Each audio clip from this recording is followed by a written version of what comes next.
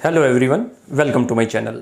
मैं हूं मनोज शर्मा और आज की क्लास में हम करने जा रहे हैं 11th क्लास का चैप्टर नंबर 8 जर्नल एंट्री।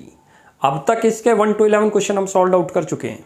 आज 12th क्वेश्चन से स्टार्टिंग कर रहे हैं, तो जरा क्वेश्चन को एक बार देखते हैं, उसके बाद इसकी स्टार्टिंग करते हैं। फर्स्ट ट्रांजेक्शन आ रही है, Ramesh started business with cash. Simple transaction है, तो जरा क्वेश्चन की स्टार्टिंग करते हैं। चलो जी, फर्स्ट ट्रांजेक्शन से स्टार्टिंग करते हैं। फर्स्ट ट्रांजेक्शन आ रही है, ये हमने जर्नल एंट्री का फॉर्मेट बना दिया। थोड़ा एक बार और रिवाइज कराते हैं। टोटल 5 कॉलम बनते हैं जर्नल एंट्री के फॉर्मेट में।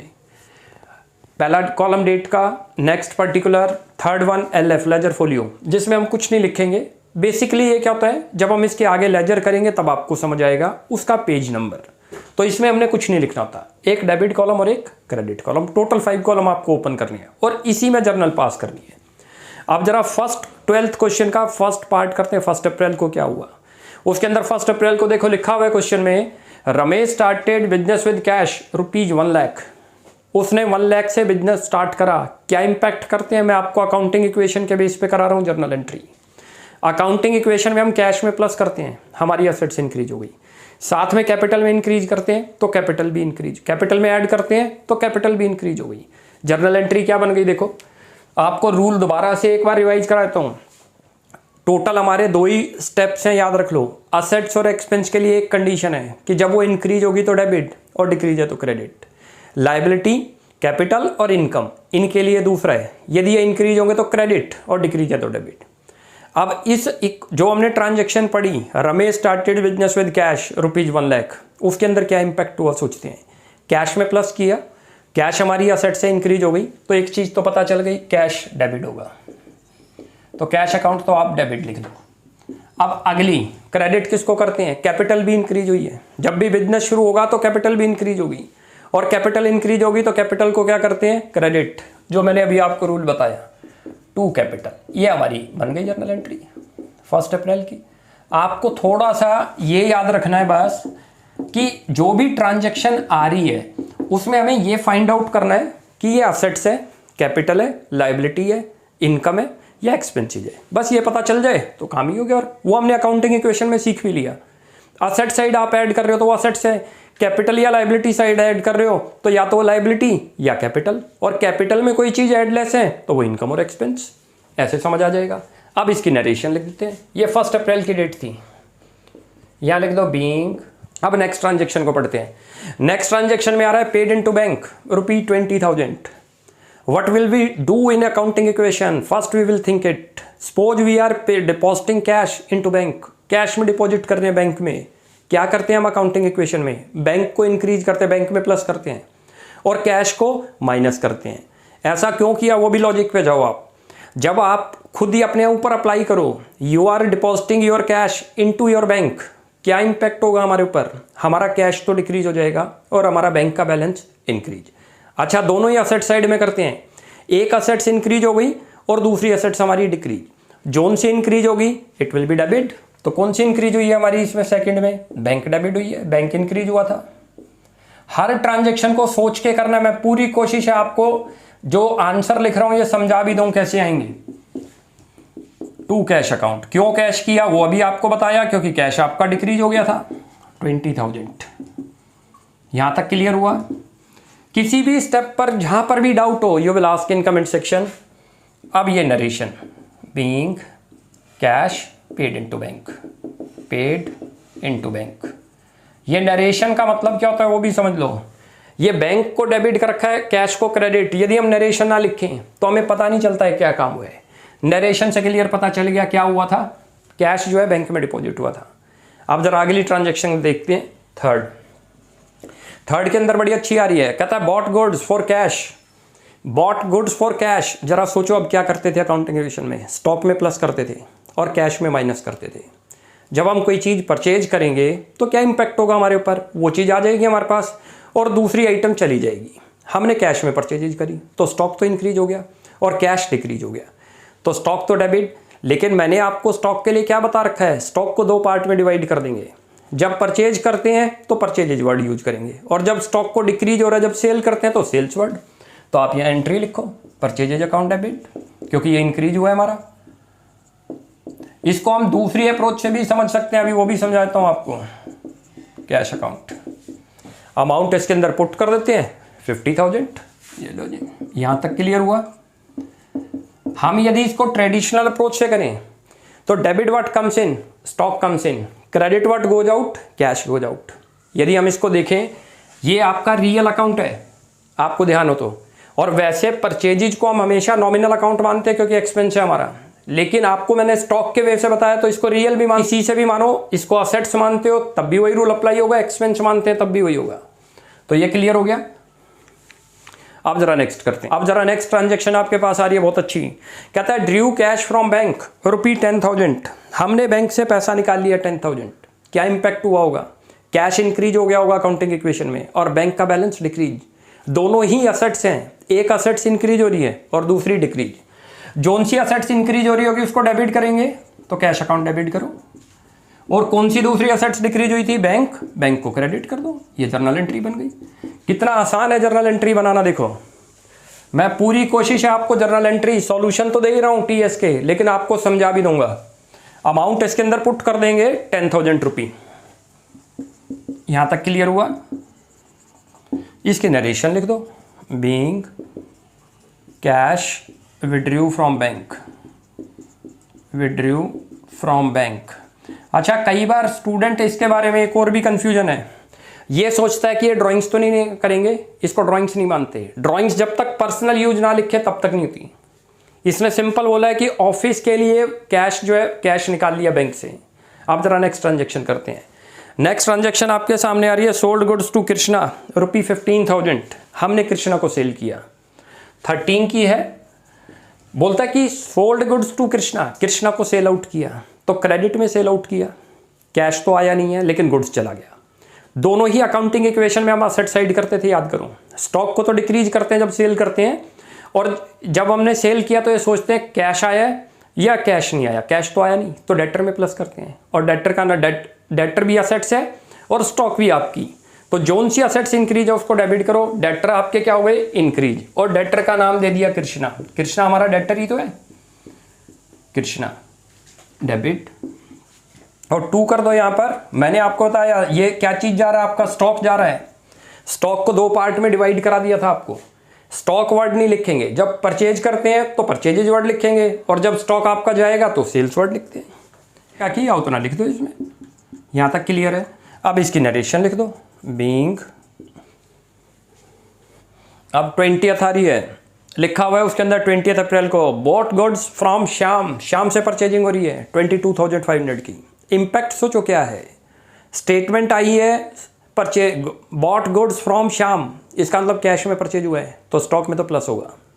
स्टॉक में प्लस इसलिए चाहे वो कैश में परचेज करो चाहे क्रेडिट में, आपकी बिजनेस में स्टॉक तो आ ही गया तो स्टॉक तो डेबिट होगा।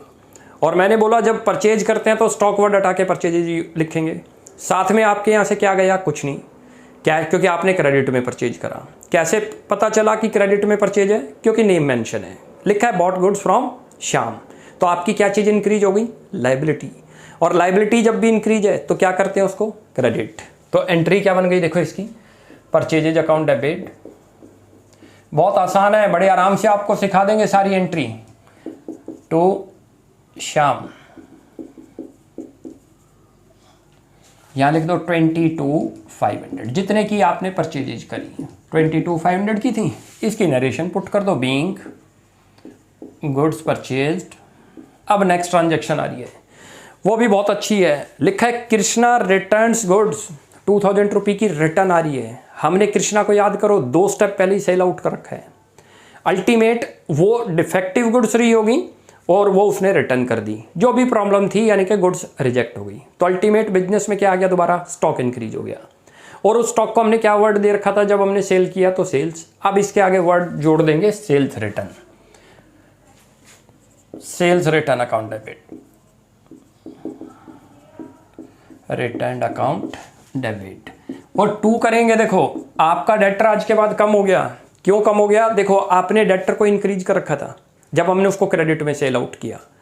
जितने की सेल आउट करी थी आउट ऑफ विच वो आपको रिफंड कर रहा है 2,000 की। तो जाहिर बात है वो पेमेंट आज के बाद जितने की रिफंड कर रहा है काट के करेगा। तो हमारे डेटर क्या हो गए, डिक्रीज। और डेटर क्या थे हमारे, असेट्स, और असेट्स जब भी डिक्रीज होगी तो क्या करते हैं उसको क्रेडिट। यहाँ लिख दो कृष्णा। Any doubt? दोबारा समझाते हैं इस एंट्री को, बड़ी अच्छी एंट्री है ये कि हमने सेल्स रिटर्न को डेबिट क्यों किया।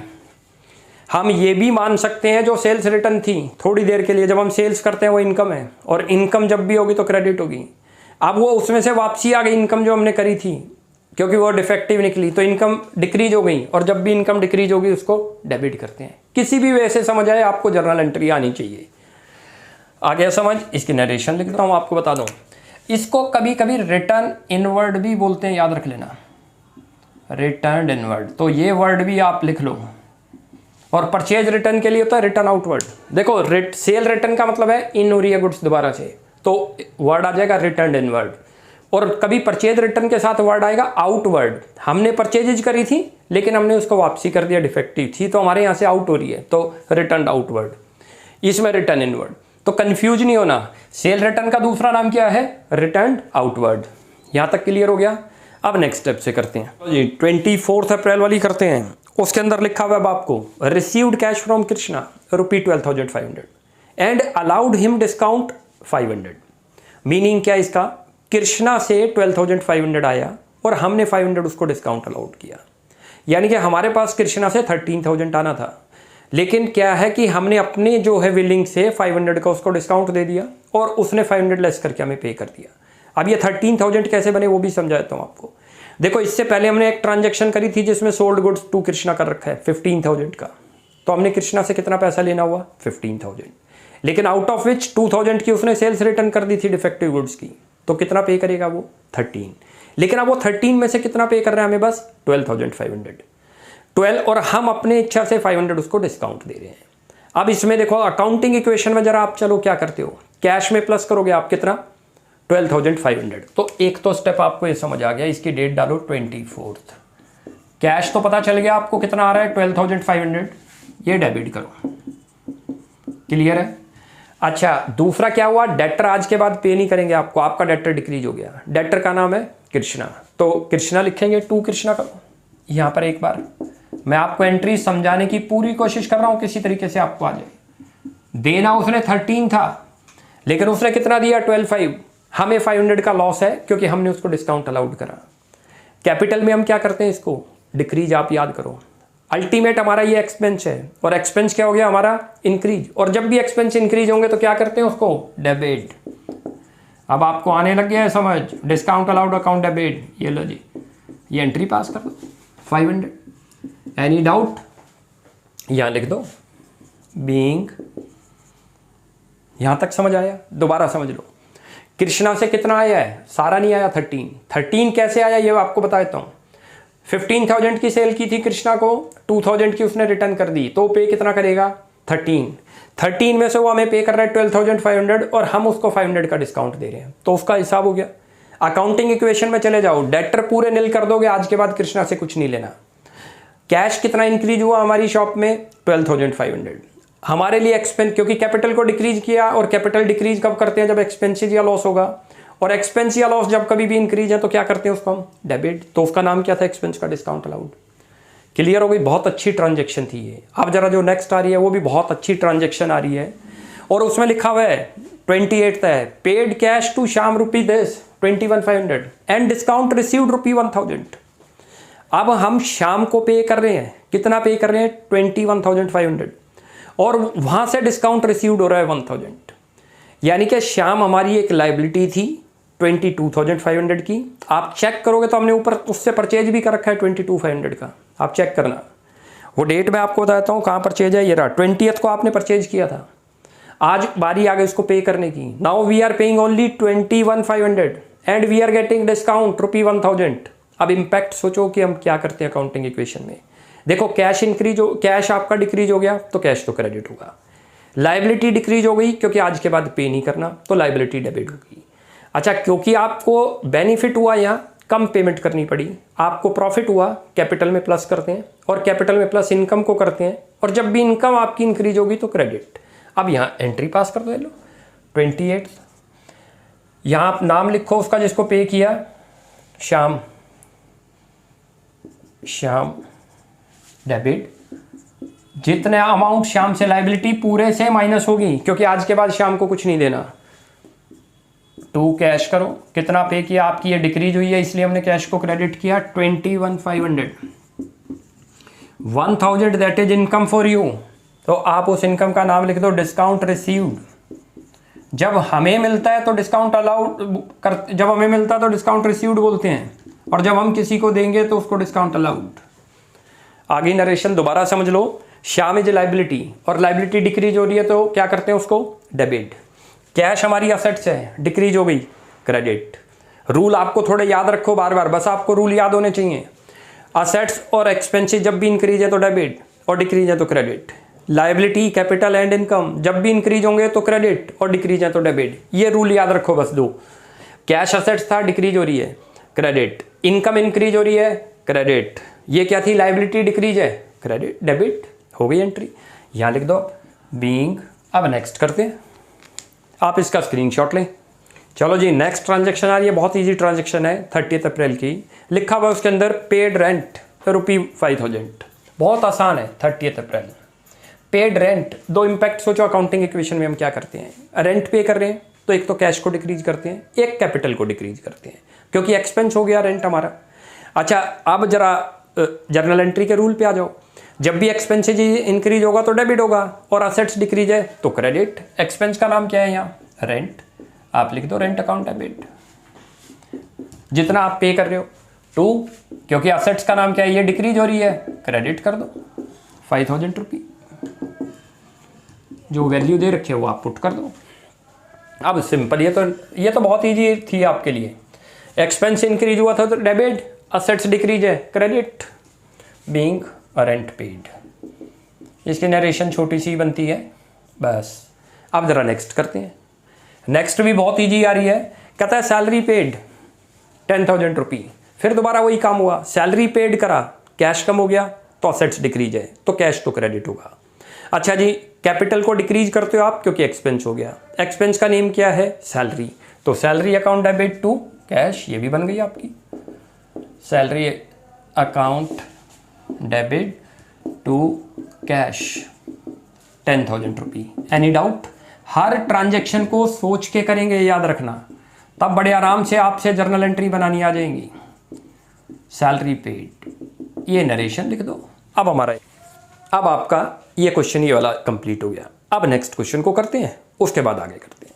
चलो जी, 13 क्वेश्चन से स्टार्टिंग करते हैं, और 13 क्वेश्चन में देखते हैं। लिखा है generalized the following transaction of Rahul. Rahul की बुक में एंट्री पास करनी है।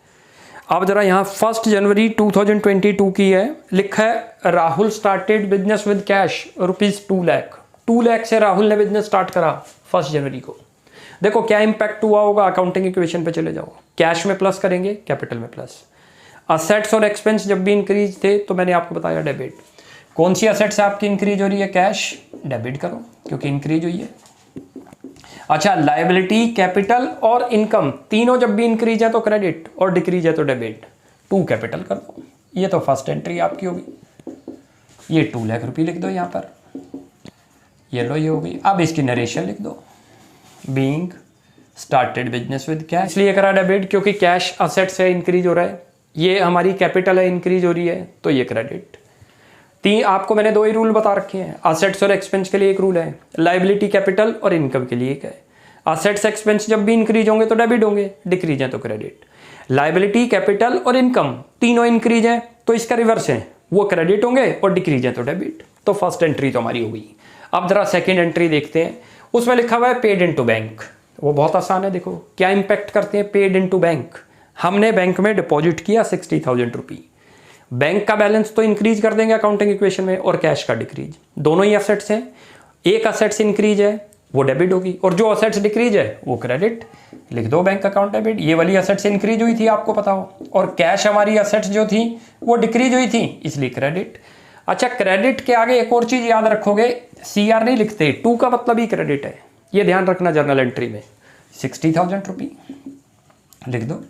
अब इसकी सिंपल नरेशन पुट कर दो। नरेशन बहुत इजी है लेकिन मैंडेटरी है लिखनी, याद रखना, बीइंग कैश पेड। लेट करो आपको नरेशन बनानी ना आए तो एक और आपको टेक्निक बताता हूं। जो ट्रांजैक्शन दी है उसी को आप यहां लिख दोगे। वैसे तो उसको ब्रीफ में बनाओ जिससे वो आराम से समझ आए। जैसे अब ये देखो ट्रांजैक्शन से क्लियर पता चल रहा है हमने कैश बैंक में डिपॉजिट किया। नेक्स्ट ट्रांजैक्शन आ रही है, bought goods from Singh and company. Name आ गया, नेम का मतलब है क्रेडिट परचेज है, मैंने आपको पहले बताया था। कैश गया नहीं, हम क्या करते हैं अकाउंटिंग इक्वेशन में, स्टॉक में प्लस करेंगे और उसके बाद क्योंकि कैश तो गया नहीं तो कैश को तो माइनस नहीं करना, लेकिन लाइबिलिटी में कॉलम खुल जाएगा क्रेडिटर का, सिंह एंड कंपनी क्रेडिटर में ऐड करते हैं तो लाइबिलिटी इंक्रीज है क्रेडिट, और आपका स्टॉक जो था क्या हुआ इंक्रीज। किस वजह से हुआ वो लिख दो, परचेजेज। मैंने आपको बताया स्टॉक वर्ड नहीं लिखते, उसकी जगह पर purchases account debit to Singh and company, Singh and company 20,000 रुपये लिख दो।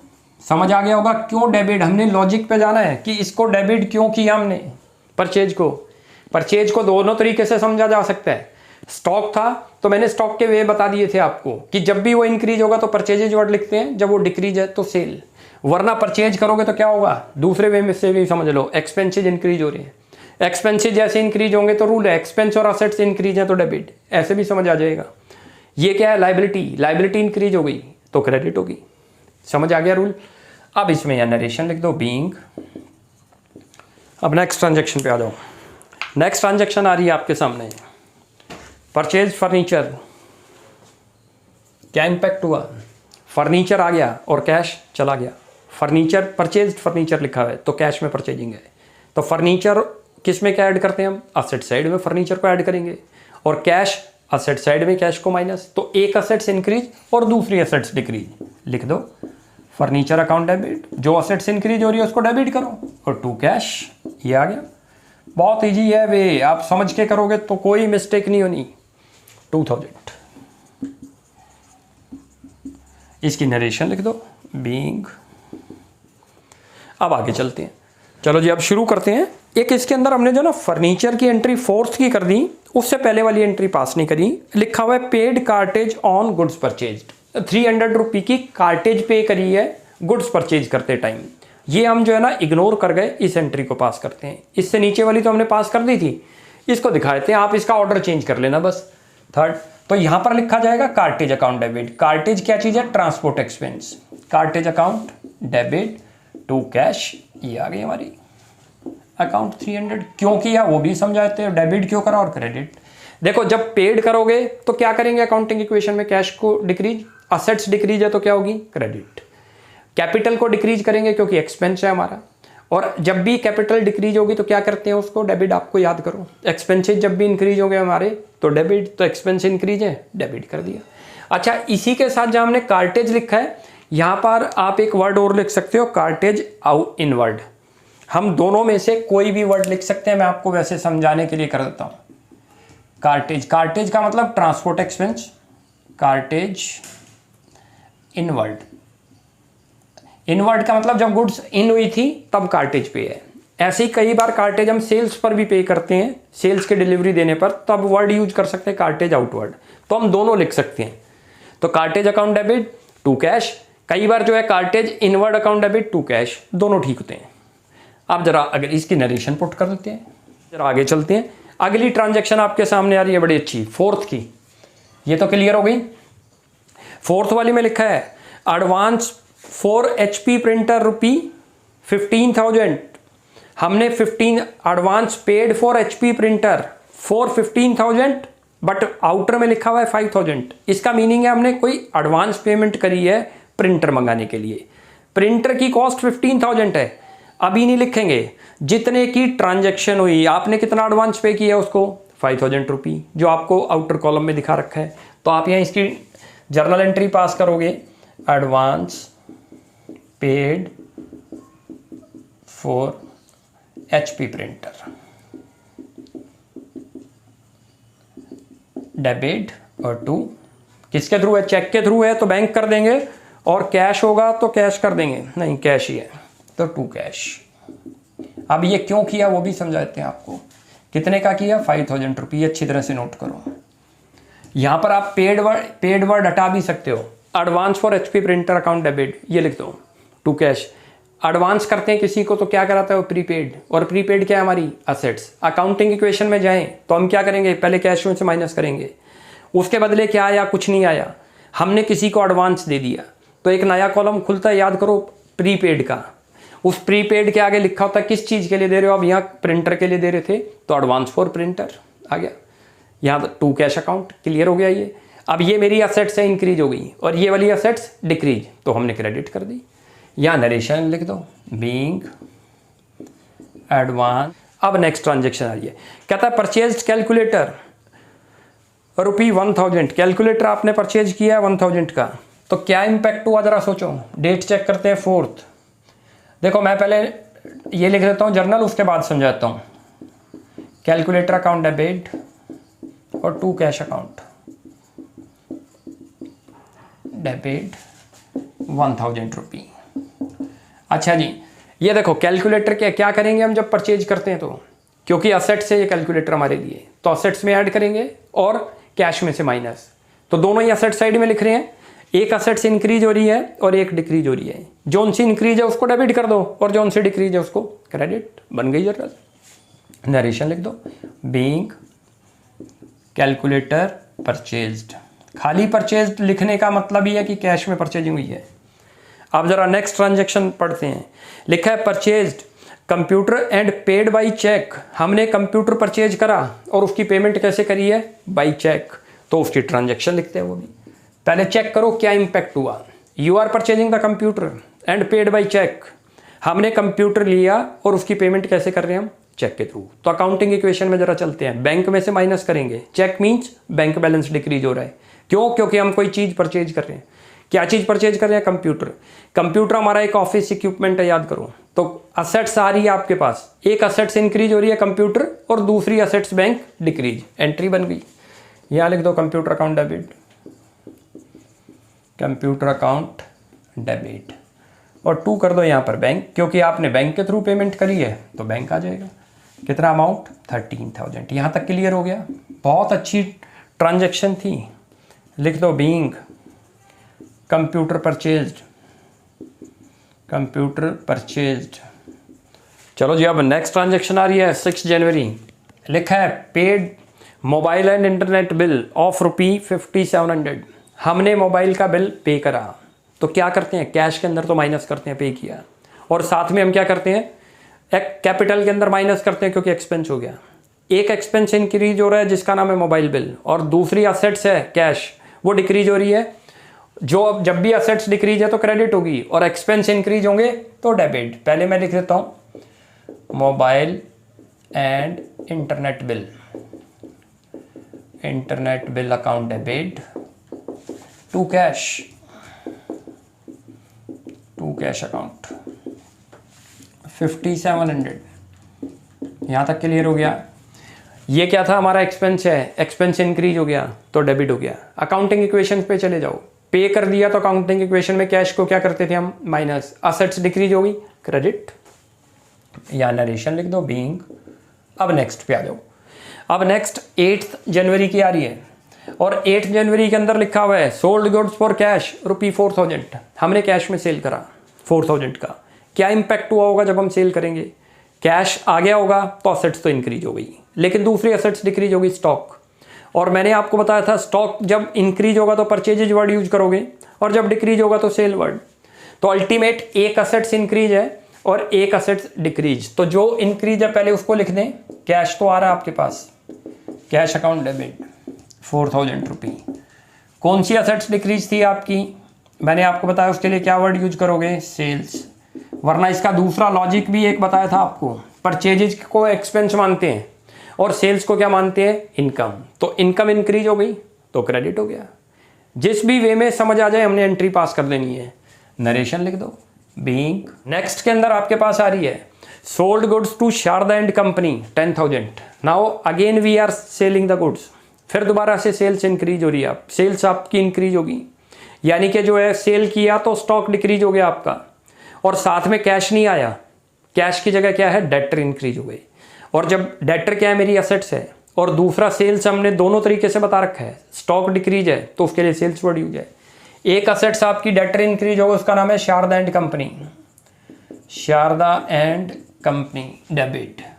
10,000 रुपी का सेल है और 2 क्या करेंगे, क्रेडिट क्यों कर रहे हैं वो भी अभी आपको बता देता हूँ। सेल्स अकाउंट 10,000, पहले एक बार नरेशन लिख दें फिर इसको एक्सप्लेन कर देते हैं। बीइंग, ये देखो ये डेटर है हमारा Sharda and company account. Debtor जब इंक्रीज होगा तो असेट्स इंक्रीज हुई है तो डेबिट हो जाएगा। ये मेरी क्या चीज़ है, स्टॉक डिक्रीज हुआ है तो क्रेडिट होगा। और मैंने बताया जब डिक्रीज होगा स्टॉक तो सेल्स वर्ड यूज करोगे, या इसको दूसरा मान सकते हैं, ये मेरी इनकम है सेल्स, इनकम जब भी इंक्रीज होगी तो क्या करते हैं, क्रेडिट। आप रूल याद रख लो, बस 2 ही ध्यान रखने हैं। असेट्स और एक्सपेंस इंक्रीज है तो डेबिट और डिक्रीज है तो क्रेडिट। लायबिलिटी, इनकम और आपकी कैपिटल जब भी इंक्रीज है तो रिवर्स है असेट्स का, वो क्रेडिट होगी, और डिक्रीज है तो डेबिट। ऐसे आपको आ जाएगा। अब एक और नई आ रही है, वो भी बड़े ध्यान से देखना। कहता है paid cartage on good sold to Sharda and company. Sharda and company को जो हमने सेल करा था उसके लिए कार्टेज पेड करी। Cartage is transport expense pay करा, हमारा एक्सपेंस इंक्रीज हो गया।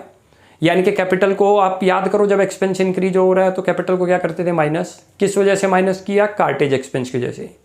अच्छा, जेब से पैसा गया कैश तो असेट्स डिक्रीज। अकाउंटिंग इक्वेशन में यही तो करते थे हम कि असेट्स को डिक्रीज करते हैं क्योंकि कैश तो चला गया, और एक्सपेंस आपका क्या है, इंक्रीज हो रहा है। तो जितने भी एक्सपेंसेज या असेट्स इंक्रीज होंगे तो डेबिट करते हैं। यहां वर्ड लिख दो कार्टेज, और कार्टेज के साथ एक वर्ड लिख दो आउटवर्ड, ज्यादा अच्छा रहेगा।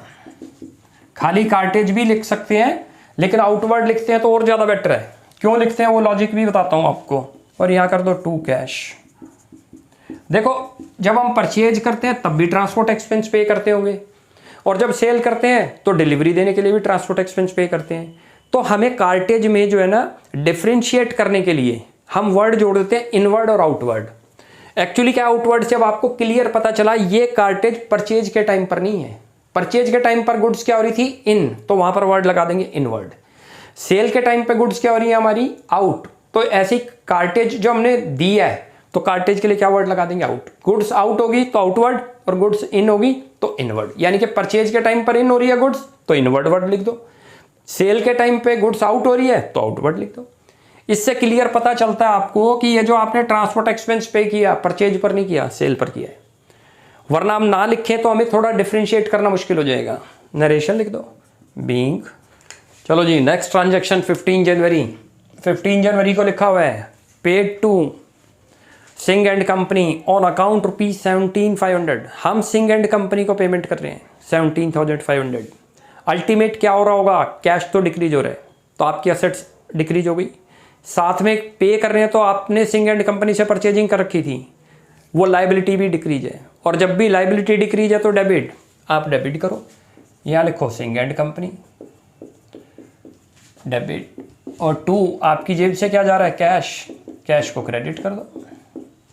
कितना अमाउंट आ रहा है आपका यहाँ पर 17,500। ये ऑन अकाउंट का मतलब होता है कि जितना उसके बैलेंस होगा उसकी तरफ। ऑन अकाउंट का मतलब बैंक अकाउंट नहीं होता। ऑन अकाउंट का मतलब शारदा एंड कंपनी में उसके अकाउंट में जो था हमने उसमें से जो है कितना पे कर दिया 17,500। नरेशन लिख दो बीइंग 15 के बाद। आगे आ रहा है sold goods to Ray and company 5600। Sold goods to Ray and company 56। Sale किया आपने रे एंड कंपनी को, यानी कि क्रेडिट में सेल किया, ध्यान रखना। तो अकाउंटिंग इक्वेशन में चलें तो कैश तो आया नहीं है। स्टॉक डिक्रीज हो गया तो माइनस करते हैं स्टॉक को, ये आपको बता दिया। अच्छा, जिससे अब पैसा लेना है क्योंकि क्रेडिट में सेल करी है तो वो डेटर बन गए, और डेटर इंक्रीज होंगे तो डेटर भी असेट्स है, तो असेट्स का नाम लिख दो जो है रे एंड कंपनी। ये डेटर ही तो है हमारा, अकाउंट डेबिट। और 2 मैंने आपको बताया स्टॉक डिक्रीज है तो क्या लिख देंगे उसको, सेल्स। परचेजेज के टाइम पे जब स्टॉक इंक्रीज होगा तो परचेजेज वर्ड करते हैं, स्टॉक डिक्रीज होगा तो सेल्स वर्ड यूज करते हैं। दूसरे तरीके से समझ सकते हो, सेल्स क्या है हमारी, रेवेन्यू, इनकम है, इनकम इंक्रीज होंगी तो क्रेडिट होगी। किसी भी वे में समझ आ जाए हमें 17,500, हर तरीके से समझ आ जाएगा आपको। अब यहाँ लिख दो बीइंग। नेक्स्ट पे चलते हैं। 27 अच्छी आ रही है, बड़े ध्यान से देखना। कहता है received cheque from Sharda and company in settlement of amount due from them. Settlement हुई है 99 in full settlement of amount due. Sharda and company से आपके पास 17,500 रुपये आ रहे हैं, शारदा एंड कंपनी से फुल सेटलमेंट के अंदर 9750 सॉरी, शारदा एंड कंपनी से 9750 आ रहे हैं। लेकिन हमने सेल कर रखी थी, देखो ऊपर चेक करो 10,000 की, लेकिन यहाँ फुल सेटलमेंट हुई है। तो अल्टीमेट जब पेमेंट आएगी तो हम क्या करेंगे, कैश में ऐड करेंगे। पहले मैं एक बार लिखता हूँ, यहाँ 27 है ये, और यहाँ लिखो कैश अकाउंट डेबिट। मैंने क्यों डेबिट किया अभी वो समझाता हूँ आपको। 9750 250 मैं लिख रहा हूँ डिस्काउंट अलाउड, डिस्काउंट अलाउड। ये क्यों लिखते हैं अभी इसको भी क्लियर करते हैं आपको। और 2 Sharda and company, Sharda and company full settlement है। शारदा एंड कंपनी को हमने क्रेडिट में सेल कर रखा है 10,000 का। देखो एक डेट आपको बता देता हूँ, कौन सी डेट को आपने सेल किया था। 9th को हमने सेल कर रखा है, 9 जनवरी को 10 का। तो शारदा एंड कंपनी को हमें 10 ही देना चाहिए। लेकिन जब उससे चेक आया हमारे पास तो उसने हमें एक चेक दिया, तो सॉरी ये कैश की जगह बैंक लिख लो क्योंकि चेक दे रहा है वो। जब चेक देगा तो क्या वर्ड यूज कर देंगे, बैंक, कैश नहीं लिखेंगे। उसने चेक दिया तो हम क्या करेंगे अकाउंटिंग इक्वेशन में, बैंक को इंक्रीज कर देंगे। अच्छा शारदा एंड कंपनी हमने डेटर बना रखा था, डेटर डिक्रीज। तो दो तो असेट्स आपको समझ आ गई। ये वाली असेट्स इंक्रीज है debit, Sharda and company debtor था डिक्रीज हो गया, आज के बाद पे नहीं करेगा। इसके हमें फुल सेटलमेंट हुई है, हमने उसको अलाउ किया तो हमें एक तरीके से लॉस हो गया, हमारा एक्सपेंस हो गया 250 का, एक्सपेंस इंक्रीज हो गया, डेबिट कर दो। क्लियर हो गया। अब नेक्स्ट इसकी नरेशन लिख दो, बीइंग चेक। अब नेक्स्ट ट्रांजेक्शन आपके पास आ रही है। नेक्स्ट आ रही है 31st की, paid electricity bill, electricity charges amounting to ₹1000। Electricity charges pay करा, एक्सपेंस इंक्रीज हो गया, क्या इंपैक्ट होगा, कैश को तो डिक्रीज करेंगे और उधर कैपिटल को डिक्रीज करते हैं क्योंकि एक्सपेंस हुआ। कैपिटल जिस वजह से डिक्रीज है एक्सपेंस की वजह से, उस एक्सपेंस का नाम लिखो। और जब कैपिटल डिक्रीज होगी तो क्या करते थे, डेबिट। क्यों हुई थी वो, इलेक्ट्रिसिटी चार्जेज, इलेक्ट्रिसिटी चार्जेज। जब भी एक्सपेंस आपके इंक्रीज होंगे तो डेबिट और 2 कैश कर दो। आप इसका बना लो अपने आप, देखो कैसे बनता है हमारा ये 1000 रुपये। दोबारा से एक्सप्लेन कर देते हैं, कोई दिक्कत नहीं होगी। जब हम कोई पेमेंट करेंगे किसी भी एक्सपेंस की तो क्या करते हैं, हम कैपिटल को डिक्रीज करते हैं और साथ में असेट्स में से कैश को डिक्रीज किया। तो जोन सी असेट्स डिक्रीज है वो क्रेडिट हो गई, ये तो हो गई। एक्सपेंस इंक्रीज हो गया हमारा, और एक्सपेंस की कंडीशन है जब भी इंक्रीज होंगे तो डेबिट। तो क्लियर हो गया यहाँ तक। अब इसकी नरेशन लिख दो, बीइंग पेड फॉर। अब नेक्स्ट करते हैं, आप इसका स्क्रीनशॉट लें। चलो जी नेक्स्ट ट्रांजैक्शन आपके सामने आ रही है, paid salary to staff 1500। Paid salary to staff, हमने सैलरी पे करी, क्या करते हैं हम अकाउंटिंग इक्वेशन में, कैश में से minus, because we are paying. तो कैश तो डिक्रीज हो गया, उधर से कैपिटल भी डिक्रीज करी क्योंकि एक्सपेंस था। एक्सपेंस का नेम क्या है आपका, एक्सपेंस जब भी इंक्रीज होंगे तो क्या करते हैं हम, डेबिट। तो उसका नाम क्या लिखते हैं हम, सैलरी। सैलरी एक्सपेंस का नाम है और 2 कैश कर दो। सिंपल थी ये तो, बहुत ही आसान ट्रांजैक्शन। कैश अकाउंट कितना अमाउंट है, 1500। ये लो आ गई होगी समझ, क्यों लिखी हमने। यहाँ नरेशन आप लिख दो, being salary paid, salary paid, खत्म हो गई हमारी। अब एक और ट्रांजैक्शन आ रही है। नेक्स्ट ट्रांजैक्शन आपके सामने आ रही है, cash withdrawn for hospital expenses of owner. देखो ओनर से रिलेटेड जब कभी भी कोई एक्सपेंसेज आ जाएंगे, कैश विड्रॉल हो गया तो कैश तो डिक्रीज हो गया, तो यानी कि एक असेट्स तो डिक्रीज हो गई। अच्छा क्योंकि ये पर्सनल एक्सपेंस है उसका, ओनर से रिलेटेड जितने भी पेमेंट होगी इट इज कॉल्ड पर्सनल। तो पर्सनल है तो कैपिटल को डिक्रीज करते हैं, और कैपिटल जब भी डिक्रीज होगी तो क्या करते हैं उसको, डेबिट। अच्छा जिस वजह से डिक्रीज हुई उसका नाम लिख दो, ड्राइंग्स। बात खत्म। ये लो जी एक एंट्री बन गई, drawings account debit to cash. भाई ये मेरी असेट्स थी, आपको पता हो, ये डिक्रीज हो रही है तो हमने क्रेडिट कर दी। ये मेरी कैपिटल डिक्रीज थी, और कैपिटल जब रिवर्स होगी तो उसके लिए वर्ड क्या यूज करते हैं, ड्राइंग्स। जब पर्सनल यूज है तो कितना अमाउंट था, 7500। अब हमारा ये यहाँ तक क्वेश्चन कंप्लीट हो गया, और यहाँ लिख दो जी बीइंग विड्रॉ। यहाँ तक कंप्लीट हो गया अब ये क्वेश्चन हमारा। अब नेक्स्ट क्लास में आगे इसी को कंटिन्यू करते हैं, आप इनकी प्रैक्टिस करेंगे। कोई भी डाउट लगता है you will ask in comment section. आपको हमारी वीडियो अच्छी लगती है तो प्लीज़ इसको लाइक एंड सब्सक्राइब करें। Thanks for watching my video.